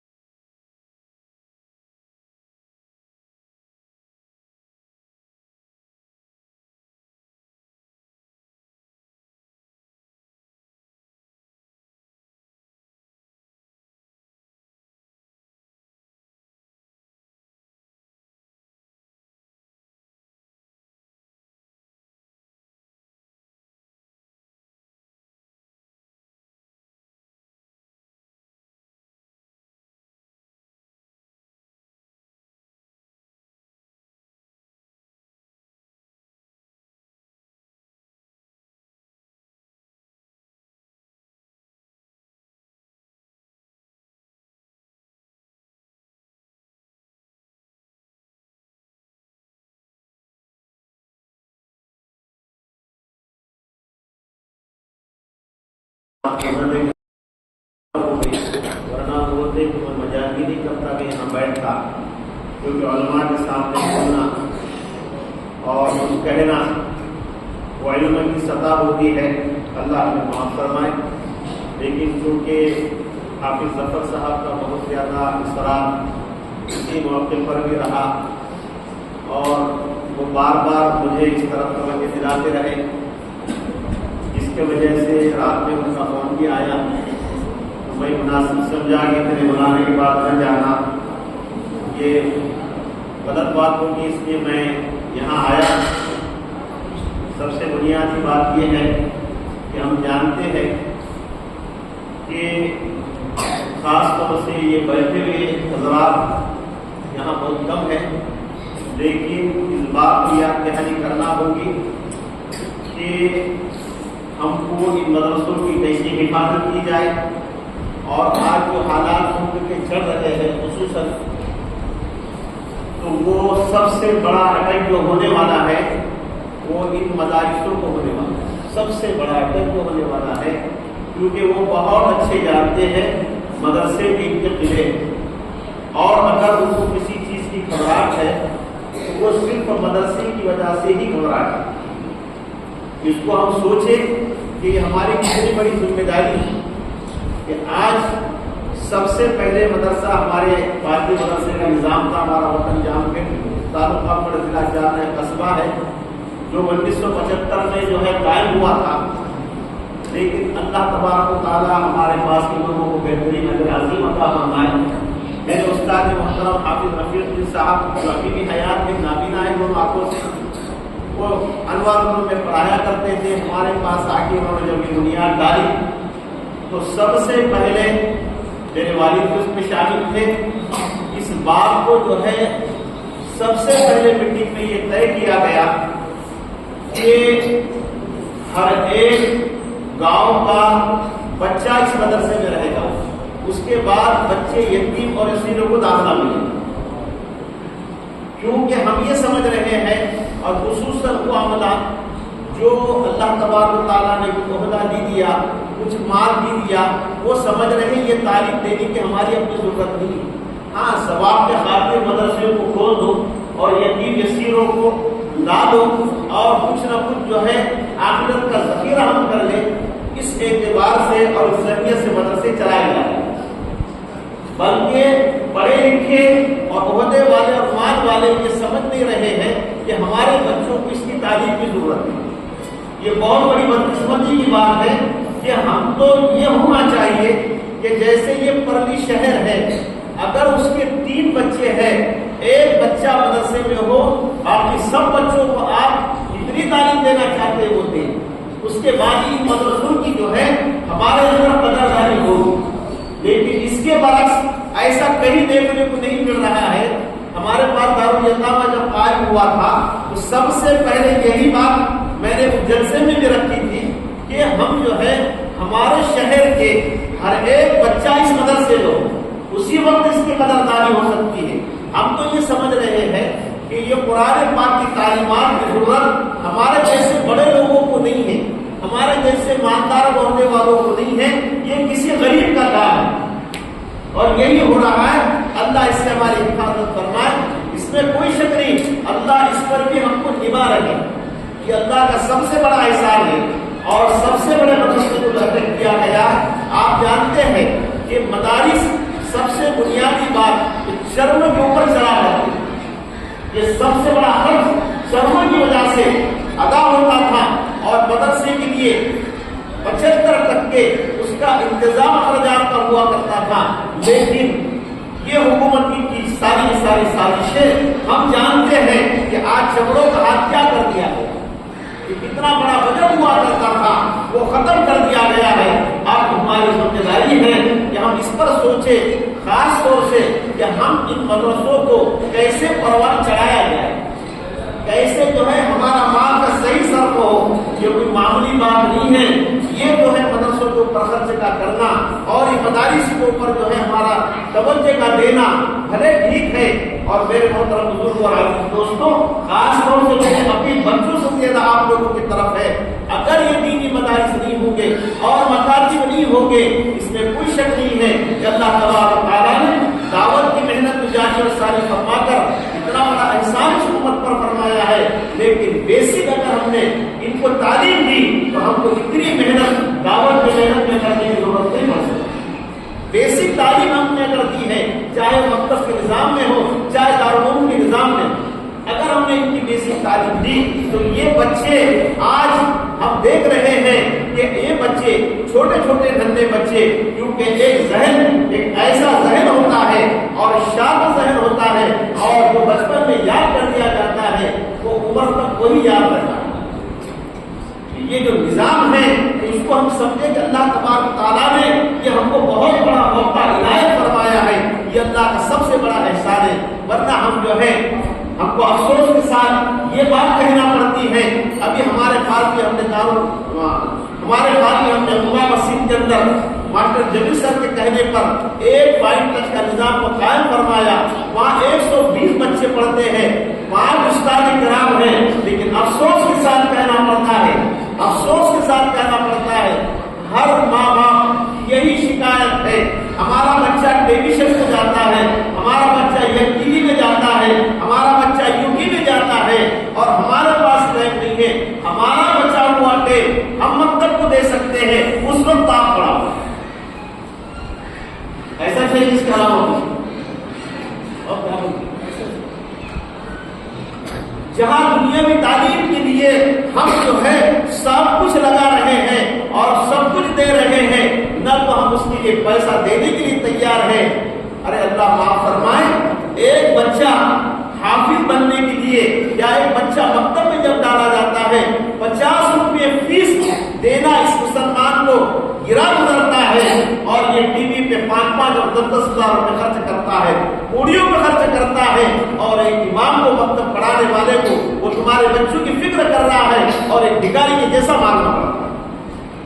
اس سے بڑی بدبختی ایمان والوں کی کیا ہو سکتی ہے؟ نہ تو پیسے دینے کے لیے تیار ہے، نہ ٹائم دینے کے لیے تیار ہے، پھر حالات کیسے کیسے رونما ہو گئے ہم بہت جانتے ہیں۔ ہمارے پاس میڈیکل کالج ہے، آپ جانتے ہیں مجھے نواز زیادہ دور نہیں ہے، میں آپ کو 16 سال سے تراویح سناتا ہوں، میرا ہر میڈیکل کالج کے بچے سے تعلق ہوتا ہے، بچیوں سے تعلق ہوتا ہے۔ آج سے 6 سال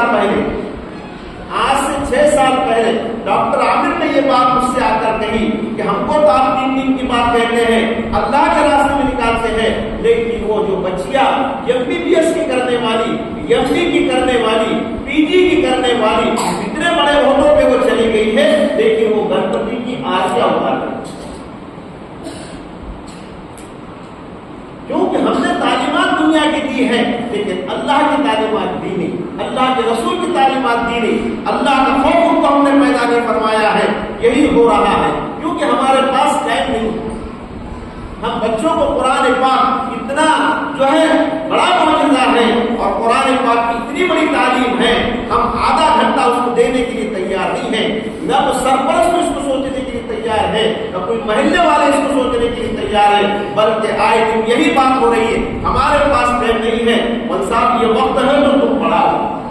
یاد رکھنا اس دامدنی پہ اللہ کا وہ دین اور اللہ کا وہ قرآن ہمارے پاس نہیں ہے، اور جو حالات مسلمانوں پہ آ رہے ہیں اب اس کو سوچنا پڑے گا، اس کی فکر کرنا پڑے گی کہ ایمان والے کے ساتھ اللہ کی مدد ہے، اسلام کے ساتھ اللہ کی مدد ہے، نافرمانوں کے ساتھ اللہ کی مدد نہیں ہے، نافرمانوں کے ساتھ اللہ کی مدد نہیں ہے۔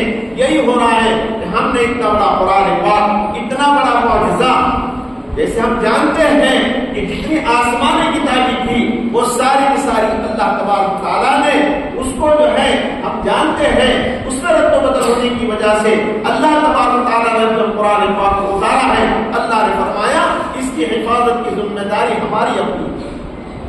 پوری دنیا کی طاقت مل کر نہ تو اس کو جلا سکتی ہے نہ اس کو ختم کر سکتی ہے، اور وہ کون سی طاقت ہے؟ وہ یہ ہے کہ جو ننھے ننھے بچے بیٹھے ہوئے ہیں اللہ تبارک تعالیٰ نے ہمارے اپنے سینوں میں اس کو محفوظ کر دیا، اور قرآن وہ عمل ہے، قرآن وہ تعلیمات ہے، قرآن وہ معجزہ ہے۔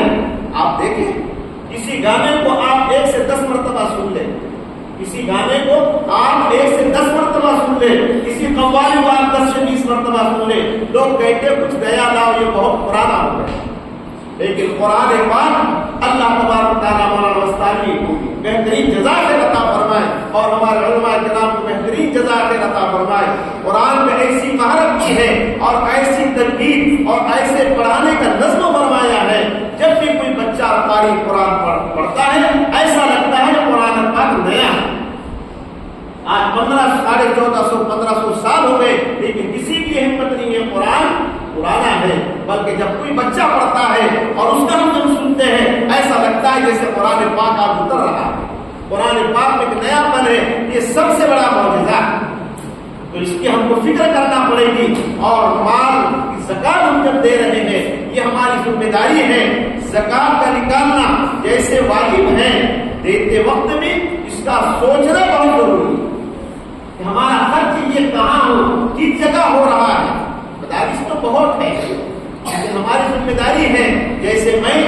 जैसा ही हाफिज ज़फर से मेरे बहुत पुराने ताल्लुकात हैं, लेकिन इस मदरसे में मैं आया तो मेरी दिली खुशी इतनी हुई और मुझे ऐसे लगा यहाँ कुछ न कुछ कारनामा अंजाम दिया जा रहा है, यहाँ पैसों का मसरफ सही हो रहा है। और भी मदारिस है, 19-20 तो हम मदरसे में होता है, लेकिन वो जिम्मेदारी समझे ये भी हमारे मदारिस है, जिम्मेदारी हमारी है अपनी। लेकिन जहाँ हम पैसा दे रहे हो वहाँ पर हमारी जिम्मेदारी बनती है कि हम उन मदरसों में जाकर बैठे, उनका माना करें, उनसे पूछे कि हमारी जिम्मेदारी है, जब सही मदरसे चल सकते हैं। लेकिन ऐसा नहीं हो रहा है, हम दे देते हैं और उसके बाद लापरवाही करते हैं, हम मदरसे का रुख भी नहीं करते। मेरे मतलब बुजुर्ग दोस्तों, ये बहुत बड़ी हमारी जिम्मेदारी है। ये नन्हे तलबा जो है हमारे लिए कल इतना बड़ा सरमाया है, हम इसका तसव्वुर नहीं कर सकते हैं। और इन बच्चों के लिए मेरी चंद गुजारिश है, इन बच्चों के लिए चंद गुजारिश है कि अल्लाह तबारक तआला ने आपको इस मकाम के लिए चुना है। कारी मोहम्मद हनीफ साहब मिल्ली रहमतुल्लाह अलैह शेखुल हदीस थे और वो जो है हमारे पास 80-81 में आया करते थे और हम बच्चे जब पढ़ा करते थे, उन्होंने जब इम्तिहान लिया करते थे तो वो कहा करते थे कि अल्लाह तबारक तआला ने अरबी को इतना आसान फरमा दिया है, जबकि उर्दू ज़बान हमारी है। लेकिन अरबी अल्लाह ने इतनी आसान फरमाई है कि उर्दू इतना याद नहीं होता जितना अरबी जल्दी से याद हो जाता। लेकिन मेरी बदकिस्मती है, मैं किसी पेपर को या किसी हदीस को ऐसे पढ़ लेता हूँ एक मरतबा, मुझे याद हो जाती है। लेकिन कुरान को मैंने याद करने की बहुत कोशिश की, लेकिन कुरान मुझसे याद न हो सका। पता ये चला अल्लाह तबारक तआला इसके लिए चुन लेते हैं। अल्लाह ने आपको चुना है, ये सबसे बड़ी दौलत, अल्लाह ने आपको चुना है। और इसी के साथ साथ बहुत सारे हुफ़ाज़ फारिग तो हो रहे हैं, हाफिज बन जा रहे हैं, ये जिम्मेदारी है। हम मदरसों में तो लाके डाल देते हैं, लेकिन ये माँ बाप की बहुत बड़ी जिम्मेदारी है। हम तो यहाँ उस्ताद के ये समझ लीजिए कि उस्ताद की वजह से या उनके निगरानी के अंदर हम हिफ्ज़ तो कर रहे हैं, लेकिन उसके बाद हिफ्ज़ को हम बाकी नहीं रख रहे, बिल्कुल बाकी नहीं रख रहे। उसकी वजह यह है कि इस नियामत को नियामत ही नहीं उन्होंने समझा है, बल्कि अल्लाह पाक फरमाए बाल हुफ़ाज़ को इसको बोझ समझ रहे हैं। क्योंकि हमारे माँ बाप ने जबरन हमको ला के डाला था, हमने जब पढ़ लिया, ये अल्लाह इससे हमारी हिफाजत फरमाए। ये सबसे बड़ी नियामत है, इससे बड़ी नियामत दुनिया में कोई हो नहीं सकती। तो हम मदरसे से जाने के बाद, फारिग होने के बाद, हम रोजाना की कुरान पाक की तिलावत, वो हुफ़ाज़ जो आज फारिग हुए हैं, रोजाना 3 पारे को पढ़े। ये जिम्मेदारी है, रोजाना 3 पारे को पढ़े और हमारे उस्तादों के लिए हम दुआ करते रहे। ये सबसे बड़ा मसला आज का हो गया, अदब और अखलाक से हम दूर होते जा रहे हैं। माँ बाप का अदब नहीं रहा, भाइयों का अदब नहीं रहा, उस्ताद का अदब नहीं रहा। जब तक हम अदब नहीं करेंगे, अल्लाह ये चीज हमारे पास महफूज नहीं कर सकता। ये बहुत बड़ी जिम्मेदारी है इन तलबा की जो है इसकी फिक्र करें। और जैसे मौलाना तैमूर साहब ने अभी बात कही, हमारी नीयत तो ये हो, हमारी नीयत तो ये हो, ऐ अल्लाह जब भी तू मुझे खड़ा फरमाएगा, ये तेरा एहसान है और मैं फी सबीलिल्लाह अल्लाह तेरे लिए करने वाला बनूं। क्योंकि हमने पढ़ा है एक सारी रोजी के मालिक अल्लाह है, अल्लाह ही اللہ ہی ہمارا محافظ ہے، سب یہ نیتوں سے چلیں گے میرے محترم بزرگ اور عزیز دوستوں، پھر اللہ حالات کو بدلے گی۔ بس آخری بات کہہ کے میں میری بات کو ختم کر رہا ہوں۔ میں نے 1978 میں میری فراغت ہوئی، 1979 میں میں نے پہلی تراویح 12 سال کی عمر میں نے سنایا۔ بس آخری بات آپ توجہ سے سنیں، میرے والد اللہ تبارک و تعالیٰ ان کی قبروں کو نور سے منور فرمائے، جب میں اورنگ آباد سے آیا میں نے وہاں شبینہ بھی جو ہے تہجد میں شبینہ میں بھی 5 پارے سنایا تھا، تہجد میں 3 پارے، اور جو ہے جہاں مسجد میں میرا طے ہوا تھا وہاں بھی میں نے قرآن پاک سنایا۔ بہت حالات غربت کے تھے، تو اس وقت 400 یا 500 روپے مجھے ملے تھے۔ میں جب وہاں سے آیا تو میں میری والدہ سے کہنے لگا کہ کپڑے بھی بنا لو، چھوٹے بھائی کو بھی، اب عید بہت بہترین ہونے والی ہے۔ بہت حالات سے ہم چلے ہیں، اللہ تبارک تعالیٰ نے میرے والد کو اللہ جزا خیر عطا فرمائے، ایک کونے میں بیٹھے بیٹھے رونے لگے۔ میں بولا ابا کو امی سے کہا کہ ابا کو کیا ہوا رونے کے لیے؟ اب تو کتنی اچھی عید ہو رہی ہے، سب کو میں نے کپڑے بنایا اور بہترین عید ہو رہی ہے۔ میرے والد نے ایک جملہ کہا بیٹا میں نے تم کو اس لیے نہیں پڑھایا اس کے عوض تم دنیا دے۔ کیا فرمایا؟ میں نے تم کو اس لیے نہیں پڑھایا کہ اس کے عوض تم پیسے لائے اور اپنے اخراجات پورے کرے، بلکہ میں نے اس لیے تم کو پڑھایا تھا کہ تم اللہ کے لیے پڑھانے والے بنے۔ میں نے ایک سوال کیا، چھوٹا تھا، میں بولا پھر اخراجات کہاں سے پورے ہوں گے؟ اب کہاں سے کھانے والے، کہاں سے اپنی ساری ضرورت پورے ہوگی؟ فرمایا انما الاعمال بالنیات، ہر عمل کا دار و مدار نیت پر ہوتا ہے، اس میں کوئی شک نہیں۔ بالکل حالات ہے، تم تراویح کا پیسہ لو، بالکل وہ جائز عمل ہے، علماء نے اس پر ساری باتیں کہی دی ہیں، لیکن تمہاری نیت یہ رہے اے اللہ میرے حالات کو تو بنا، میں فی سبیل اللہ خدمت کروں گا، اور یاد رکھنا تمہاری نیت صحیح ہوگی، میری حیاتی میں اللہ تم کو زکات دینے والا، اللہ نے زکات دینے والا ان کی حیاتی میں ہم کو بنا۔ تو بڑوں کی بڑی باتیں ہوتی ہیں، ہماری سمجھ سے وہ باہر ہوتی ہے، ہماری نیتیں صحیح ہو۔ میرے محترم بزرگ اور عزیز دوستو، میں ظفر صاحب کو اور مفتی اشفاق صاحب کو اور پورے ان کے اسٹاف کو میری طرف سے مبارکباد دیتا ہوں کہ انہوں نے ایسا عمل کو تیار کیا ہے، ایسا ڈسپلن ہے۔ ہم اس سے پہلے بھی 1 سے 2 مرتبہ آئے تھے، اور دوسری بات جیسے جلسوں میں شہرت ہوتی ہے، جس کو بلانا اس کو بلانا بھی چاہیے، علماء کرام کا آنا، لیکن ساری کی ساری سادگی کی میں نے دیکھا ہے، اور میں جس تجربے میں پہنچا ہوں وہ اس بات پر پہنچا ہوں کہ ان کی اپنی ایک محنت ہے، اور یہ جب محنتیں ہوگی تو صحیح عملہ تیار ہوگا۔ اور باقی انہوں نے جو کچھ کام کیا ہے، اور بیٹھنے والوں سے میری اپیل ہے کہ زکات اللہ تبارک تعالیٰ نے آپ کو عطا فرمائی ہے، اللہ نے مالدار آپ کو بنایا ہے، بہت بڑی ذمہ داری ہے ان مدرسوں کی ہم حفاظت کریں۔ آج سارا کا سارا مدرسوں میں کون سی باتیں اور کیسا جو ہے پلاننگ بنائی جا رہی ہے، ان مدرسوں کو کیسے ختم کر دیا ہے، یہ ہماری ذمہ داری ہے، کیونکہ یہ تو زکات پر نہیں بلکہ وہ مال پہ چلنا چاہیے تھا۔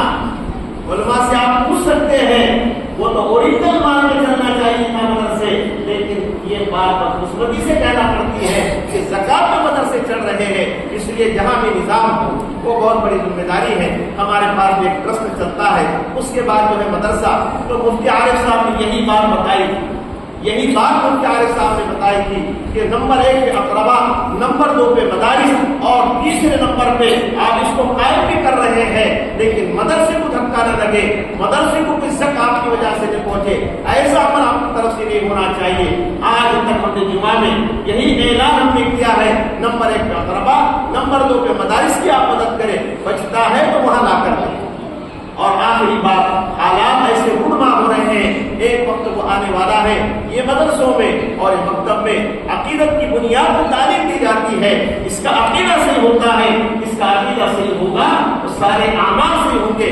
اب وہ وقت دور نہیں ہے کہ بچوں کو جیسا سرکاری اسکول میں جانے کے بعد اپستھت کہنا پڑتا تھا یا لبیک کہنا پڑتا تھا، اب تو ایسے حالات بدلے ہیں، اب ہم کو جا کر ان مدرسوں میں یہ کہنے پہ مجبور کیا جائے گا کہ آپ حاضر ہیں تو آپ کو شری رام کہنا پڑے گا۔ یہ حالات رونما ہو رہے ہیں، اللہ اس سے ہماری حفاظت فرمائے۔ جہاں عقیدت ٹھوس ہو کے اور عقیدے کی بنیاد پہ ان کو تعلیم دی جائے گی اور ان کا عقیدہ پکا ہوگا کہ اللہ کے ڈراؤ، اللہ کے علاوہ کسی کا ڈر ہم ہمارے دلوں میں نہیں ہوگا. اللہ تبارک و تعالیٰ سے دعا ہے. میں اس قابل نہیں تھا لیکن مجھے بٹھا دیا گیا, چند باتیں میں نے عرض کر دی. اللہ تبارک و تعالیٰ, یہ تو ہماری بدقسمتی رہی کہ ہم تھوڑا سا لیٹ پہنچے. ہو سکتا کچھ بچے کا سننے کو ہم کو مل جاتا لیکن ہم اس سے محروم رہے. اللہ تبارک و تعالیٰ آپ کو بہترین ترقی عطا فرمائے. اور اسی کے ساتھ ساتھ ہم اپنے گھر جا رہے ہیں, روزانہ قرآن پاک کی تلاوت ہم کرنے والے بنے, ہمارے ماں باپ کے سامنے ہم سنانے والے بنے, اور گھر کے اندر یہ ماحول کو ہم پیدا کریں. اللہ تبارک و تعالیٰ کہنے سے زیادہ عمل کی توفیق عطا فرمائے. وما توفیق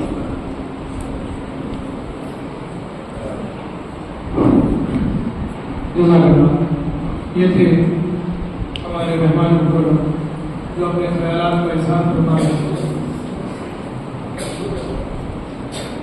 مدارس اسلامیہ کے تعلق سے یہ بات عوام کے اندر کافی چرچا میں ہے کہ مدارس کے اندر خود ہوتی ہے. ابھی حافظ صاحب اپنی بات میں کہہ رہے تھے کہ مدارس میں ایسا ہوتا ہے ویسا ہوتا ہے, لوگ ناقص کرتے ہیں. دارالعلوم جب قائم ہوا اس کے پہلے مختلف حضرت مولانا رفیع الدین صاحب عثمانی رحمۃ اللہ علیہ, ان کے زمانے میں واقعہ ایسا ہوا کہ میرٹھ یا مظفر نگر کا بہت بڑا مالدار سیٹ تھا. وہ دارالعلوم میں غلہ پہنچایا کرتا تھا, اناج پہنچایا کرتا تھا. اب ایک علماء سے حسد کرنے والا مدارس سے حسد کرتا رہنا ضروری ہے. ایک علماء پر اور مدارس پر دان کشی کرنے والا ایک آدمی تھا. اس نے دیکھا اور جا کر ایک دن جا کر اس سیٹ کو کہا کہ سیٹ آپ دارالعلوم دیوبند کے اندر اپنا غلہ بھیجتے ہو, مال بھیجتے ہو, آپ کو معلوم ہوا کیا ہوتا ہے؟ کہا کہ نہیں معلوم تھا.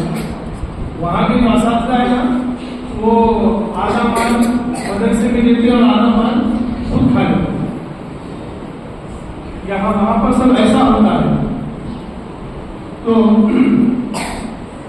ان سیٹ صاحب نے ذرا سوال فرمائے, بڑا ہی بہترین جواب دیا, سب لوگ سن لیا. تعاون دینے والے بھی وہ تو نہیں ہے الحمدللہ یہاں پر, لیکن دوسرے احباب بھی سن لے کہ ان سیٹ صاحب نے جواب دیا, اچھا ایسی بات ہے, ایسا مسئلہ ہے کہ جو میں اناج بھیجتا ہوں وہ آدھا بچوں کے لیے جاتا ہے, آدھا میرے گھر کو, آدھا اس بات کے گھر پہ جاتا ہے, ایسی بات ہے. تو سیٹ کہنے لگے کہ مجھ سے بہت بڑی غلطی ہوگی, مجھے وہاں پر اب آئندہ سال سے دگنا اناج دینا پڑے. کہا کیوں؟ مجھے معلوم ہی نہیں کہ وہاں کے اساتذہ کی ضرورت ہے. میں اللہ تبارک و تعالیٰ سے معافی تلافی کرتا ہوں کہ مجھ سے اتنی بڑی غلطی ہوئی کہ دین کے جو خادم ہیں, علماء کرام ہیں, مدارس میں درس و تدریس کرنے والے ہیں, ان کی ضروریات کا مجھے علم ہی نہیں ہوا. لہٰذا اب میں اگلی مرتبہ سے کیا کروں گا, ابھی تک میں جو بھی مان کرتا تھا اب اگلے سال سے اس کا دگنا مان. تو خیر مدارس ہیں, اب علماء انبیاء کے وارث ہیں, کچھ نہ کچھ سنانا کرتے رہتا. الحمد اب میں مدرسے کی سالانہ امداد پیش کرنے کے لیے حضرت حافظ الحاج حافظ سے سفر صاحب کی شادی دعوت پر کارکن سے درخواست کرتا ہوں کہ مدرسے کی سالانہ امداد پیش کریں.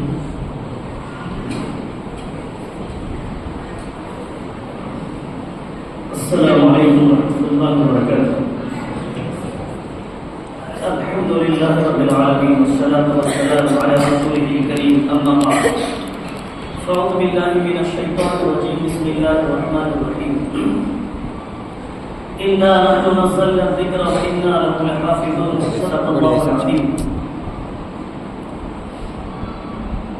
محترم استاد الاساتذہ علی جناب